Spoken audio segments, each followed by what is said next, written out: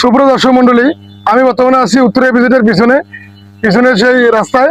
দেখেন এখানে গাড়ি যাচ্ছে, দেখেন এই গাড়িটা যাচ্ছে, আপনারা একটু দেখেন, মনোযোগ সহকারে দেখেন। দেখেন এই গাড়িটা যাচ্ছে, গাড়িটাকে দেখাতো, এই গাড়িটা যাচ্ছে, গাড়িটাকে একটু দেখেন।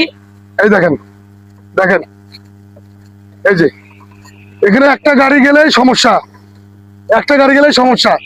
আমি নতুন সরকার এবং নতুন এমপির কাছে অনুরোধ জানাচ্ছি যাতে 1 মাসের ভিতরে এই রাস্তাটাকে চওড়া করে দেওয়া হয়, যাতে অনায়াসে দুইটা ভ্যান বা দুইটা গাড়ি যাইতে পারে। এখন একটা ভ্যান যাওয়ার পরে যদি এদিক দিয়ে যে ও জায়গা, এই দিক থেকে যদি একটা মোটরসাইকেল আসে, এই দিক থেকে যদি একটা ভ্যান আসে, সমস্যা। আর একটা ভ্যান আসছে, দেখেন এই ভ্যান আসছে, দেখেন দেখেন আস্তে আস্তে আস্তে, এই দেখেন দেখেন দেখেন ভালো করে দেখেন, এই দেখেন এই ভ্যানটা যাচ্ছে। এখন যদি মোটরসাইকেলটা আসতো, একটা দুর্ঘটনা হয়ে যেত।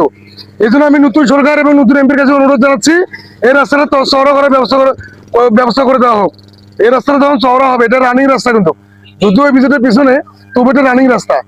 যারা এই ভিজিটে চাকরি করে, আমার ভাই ব্রাদার আছে, বন্ধু বান্ধব আছে, যারা আমাকে চেনে না, তারা আমার ভিডিও দেখে, তারা হয়তো অবশ্যই এই জায়গা সম্পর্কে অবগত আছেন, জানেন।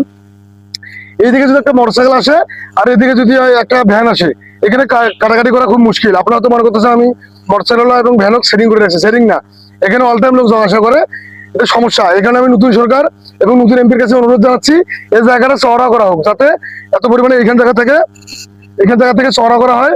একটা যদি এদিকে মোটরসাইকেলও যায়, পাশাপাশি যেন একটা ভ্যানও যেতে পারে, অ্যাক্সিডেন্ট যাতে না হয়, দুর্ঘটনা যাতে না ঘটে।